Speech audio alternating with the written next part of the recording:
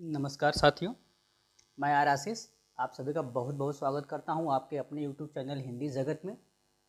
साथियों, आज का विषय जो हमारा है, कल जैसा कि हमने बताया था कि व्याकरण के अंतर्गत 3 प्रकरण होते हैं। एक ध्वनि विचार प्रकरण, शब्द विचार प्रकरण और तीसरा होता है वाक्य विचार प्रकरण।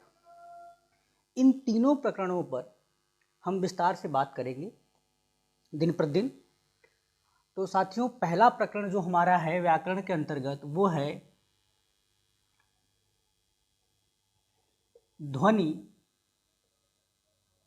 विचार। किसी भी भाषा के लिए ध्वनि एक महत्वपूर्ण अंग होता है साथियों। कोई भी भाषा हो, ध्वनि के अभाव में भाषा, शब्द, वर्ड इत्यादि की कल्पना असंभव है। तो सबसे पहले हम जानेंगे ध्वनि क्या है। ध्वनि क्या है? विज्ञान और साहित्यिक दृष्टि से ध्वनि में थोड़ी विषमताएं हैं, अंतर है। विज्ञान ध्वनि को ऊर्जा, एनर्जी मानता है, वहीं साहित्य कहता है कि ध्वनि जो ध्वनित कराए अर्थात कानों को सुनाए। वे ऐसी चीजें जो कानों को सुनाई देंगी वही ध्वनि कहलाएंगे। अगर नहीं सुनाई दी तो वो ध्वनि कैसी? आपने हमसे कुछ कहा और हमें सुनाई नहीं दिया तो हमारे लिए कोई ध्वनि नहीं हुई। यदि आप हमसे कहें और हम उसे सुन पाएं तब समझ में आता है कि हाँ, आपने क्या कहा, वो ध्वनि हम तक पहुंची हुई है। तो ध्वनि क्या है? अब व्याकरण की दृष्टि में अगर हम देखें तो ध्वनि को भाषाई रूप देने के लिए इसे वर्ण के रूप में लिखा गया। यानी ध्वनि जिस रूप में लिखी गई वो वर्णों को वैज्ञानिक दृष्टिकोण दिया गया। चूंकि हिंदी भाषा वैज्ञानिक भाषा कही जाती है, क्योंकि इसका दृष्टिकोण जो है वैज्ञानिक है। जो इसको लिखा जाता है वही पढ़ा जाता है। दुनिया की तमाम भाषाएं हैं जिनमें लिखा कुछ जाता है और पढ़ा कुछ जाता है। मैं किसी भाषा की बुराई नहीं कर रहा हूं साथियों, लेकिन ऐसा आप प्राय देख सकते हैं। हिंदी, संस्कृत ये ऐसी भाषाएं हैं कि यहाँ आप जो लिखेंगे वही पढ़ेंगे, अथवा जो पढ़ेंगे वही आपको लिखना होगा। इसलिए यह वैज्ञानिक दृष्टिकोण से सबसे उत्तम भाषा मानी जाती है। तो साथियों, वर्ण, अब वर्णों को भाषाई दृष्टि से सरल बनाने के लिए, सुगम बनाने के लिए एक वर्णमाला बनाई गई। हिंदी वर्णमाला में 2 तरह के वर्ण होते हैं। एक है स्वर और दूसरा है व्यंजन वर्ण, या हम ध्वनि भी कह सकते हैं। स्वर वर्ण जो होते हैं यह मुख्य रूप से 3 प्रकार के माने जाते हैं। व्यंजन वर्ण जो होते हैं वो मुख्यतः 5 प्रकार के होते हैं। इनके और भी आधार होते हैं, जैसे उच्चारण,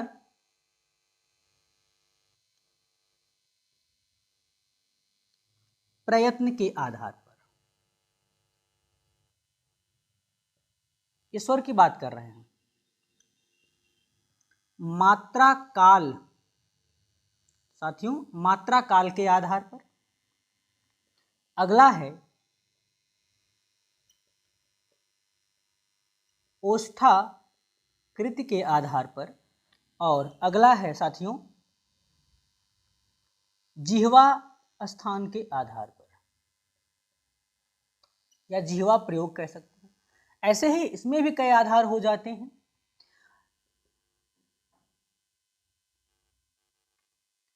जैसे चूंकि इनमें सभी वर्ण आ जाते हैं, अगर हम बात करें तो एक होता है साथियों हमारा उच्चारण स्थान के आधार पर। हमारे मुख में लगभग कहा जाता है कि 5 उच्चारण स्थान होते हैं। उन उच्चारण स्थानों के आधार पर कौन कौन सा, मुख्य रूप से 5 होते हैं, बाकी तो 7-8 बन जाते हैं, उनकी हम बात बाद में करेंगे। तो वर्ण जो होते हैं इन आधारों पर, जिसमें कंठ, मूर्धन्य इत्यादि वर्ण आते हैं। उसके बाद साथियों आता है प्राण वायु के आधार पर। प्राण वायु के आधार पर अगला आता है स्वर तंत्रियों के आधार पर। प्राण वायु मतलब श्वास, किन वर्णों को बोलने से श्वास अधिक निकलती है, कम निकलती है, इस आधार पर भी जो है वो विभेद किए गए हैं। स्वर तंत्रियों के आधार पर जो घर्षण होता है उस आधार पर भी वर्णों के विभेद किए गए हैं। और कुछ वर्ण जो होते हैं वो भाषा के दृष्टि से, चूंकि वर्णमाला में नहीं लेकिन भाषा की दृष्टि से बहुत महत्वपूर्ण होते हैं, उनको वर्णमाला में स्थान नहीं दिया गया है, जिसे आगत वर्ण अथवा विदेशज वर्ण कहा जाता है। साथियों, इनके बारे में हम बात करेंगे। ये वर्ण भी परीक्षाओं में अक्सर पूछ लिए जाते हैं कि ये क्या हैं और कहाँ से आते हैं, या किन किन भाषाओं की ये वर्ण है, इनकी भी बात की जाती है। साथियों, अब हम बात करते हैं स्वर वर्ण और व्यंजन वर्ण के अलावा हिंदी के जो वर्ण होते हैं उसमें एक वर्ण होता है जिसे हम कहते हैं अयोगवाह। अयोगवाह वर्ण। चूंकि संस्कृत भाषा में इनकी संख्या 4 है, हिंदी में ये 2 ही होते हैं, तो इन सभी जो स्वर के सामान्य या मुख्य भेद हैं इन पर बात करेंगे। व्यंजन वर्ण के जो सामान्य या मुख्य भेद हैं उन पर बात करेंगे। उच्चारण प्रत्न के आधार पर स्वर के भेद, मात्रा काल के आधार पर स्वर के भेद, ओष्ठाकृति के आधार पर स्वर के भेद और जिह्वा स्थान के आधार पर स्वर के भेद। फिर उच्चारण स्थान के आधार पर व्यंजन के भेद, प्राणवायु अथवा श्वास के आधार पर पूरे के पूरे वर्णों के भेद होते हैं, स्वर तंत्रियों के आधार पर वर्णों के भेद होते हैं। और ये आगत वर्ण जो होता है ये हिंदी वर्णमाला का वर्ण नहीं है, ये आगत वर्ण है ध्वनि विचार। साथियों, अगला टॉपिक हमारा है जो रहेगा वो है शब्द विचार। तो हम जरा सा शब्द विचार पे भी एक संक्षिप्त में जान लेते हैं कि हमें इसमें पढ़ना क्या क्या है। सबसे जरूरी बात ये होती है साथियों कि पढ़ते सभी लोग हैं, क्या पढ़ना है, किस लिए पढ़ना है और क्यों पढ़ना है, जो ये जान जाएगा वही लोग जीवन में सफल होते हैं। एक छोटे से गीत के माध्यम से मैं आपको ये बात बताने का प्रयास कर रहा हूँ। डूब जोरे मनवा, डूब जोरे मनवा पढ़ैया के योग में, डूब जोरे मनवा पढ़ैया के योग में। मिली सफलता बबुआ, मिली सफलता बबुआ, मिली सफलता बबुआ यही प्रयोग में, डूब जोरे मनवा पढ़ैया के योग में। तो साथियों, दूसरा टॉपिक जो हमारा है वो है शब्द विचार। हिंदी व्याकरण का सबसे बृहद और महत्वपूर्ण भाग है। सभी भाग चूंकि महत्वपूर्ण होते हैं, लेकिन ये एक उत्तम और महत्वपूर्ण भाग है जो हिंदी व्याकरण को लगभग 80% कवर यही करता है। 80% प्रश्न जो पूछे जाते हैं हिंदी व्याकरण से, व्याकरण के भाग की बात कर रहे हैं हम, साहित्य और अन्य की बात नहीं कर रहे हैं, वो शब्द विचार से ही पूछे जाते हैं। लगभग किसी भी परीक्षा में जो प्रश्न होते हैं वो 80% प्रश्न जो होते हैं वो आपके शब्द विचार से पूछे जाते हैं। सामान्यतः हम शब्द के भेदों की बात करेंगे। शब्द क्या होता है, जैसे ध्वनि में हमने बात की, ध्वनि क्या है, वैसे ही बिल्कुल सबसे पहले एक बात अवश्य ध्यान रखिएगा साथियों, जब भी कोई टॉपिक आपके समक्ष आएगा तो सबसे पहले उसकी परिभाषा वो क्या है ये जानने का प्रयास जरूर करिएगा। शब्द क्या है, शब्द शक्ति क्या है,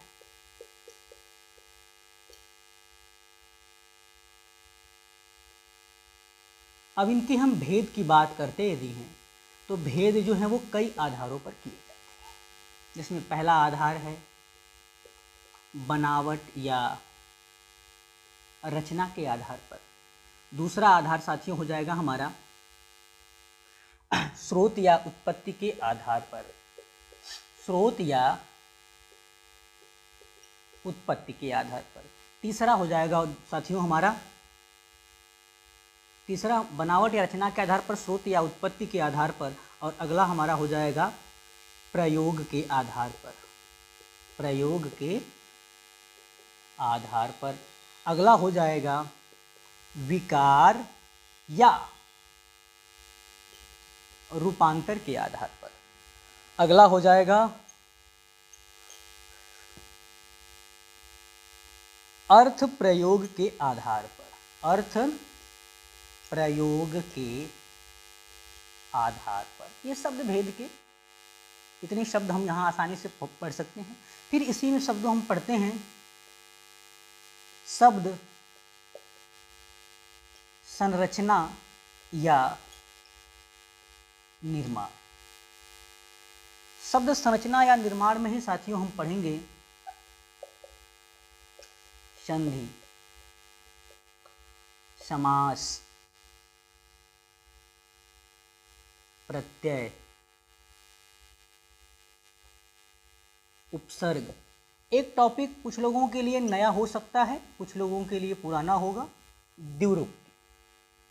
ये 5 प्रकरण होते हैं जो शब्द संरचना अथवा निर्माण के अंतर्गत आते हैं, जिनके द्वारा शब्दों का निर्माण किया जाता है और इन्हीं के आधार पर जो आपकी वर्तनी होती है वो सही या गलत, शुद्ध या अशुद्ध छांटी जाती है।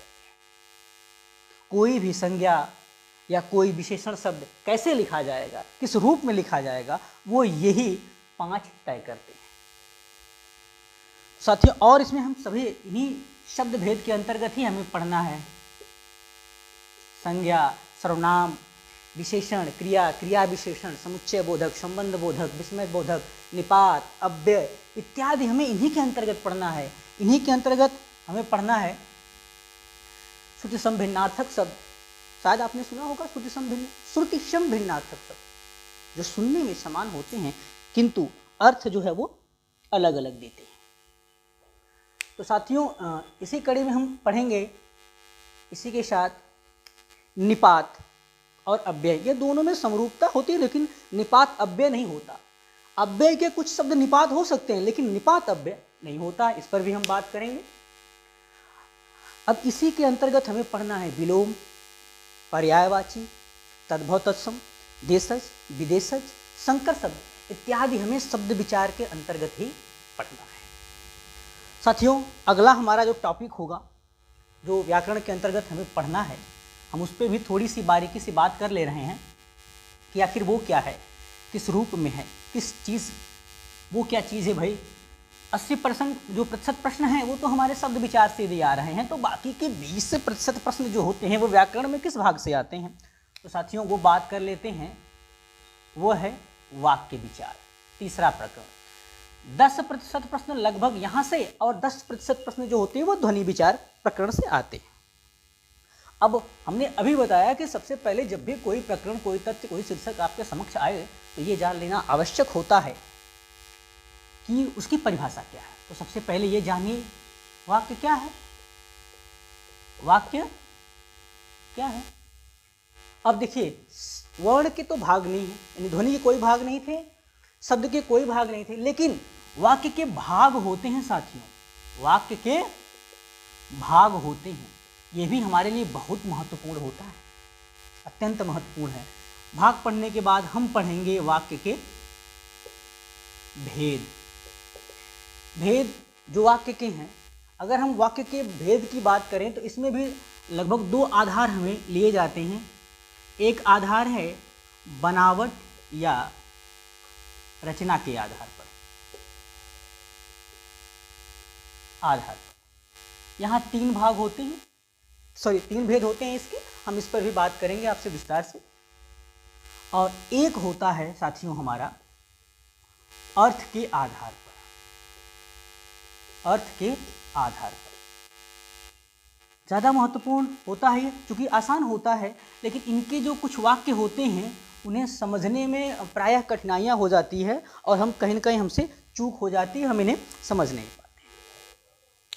तो साथियों ये हमारे 3 प्रकरण हो गए जिन पे हमें पूरी बात करनी है। तो फिर पुनः साथियों मैं वो गीत आपके समक्ष प्रस्तुत करता हूँ और मेरा उद्देश्य बस इतना है कि आप लोग जुड़े रहें। हो सकता है ये चीज़ें जो मैं आपको बता रहा हूँ आपके लिए कारगर साबित हो जाए। डूब जोर मनवा,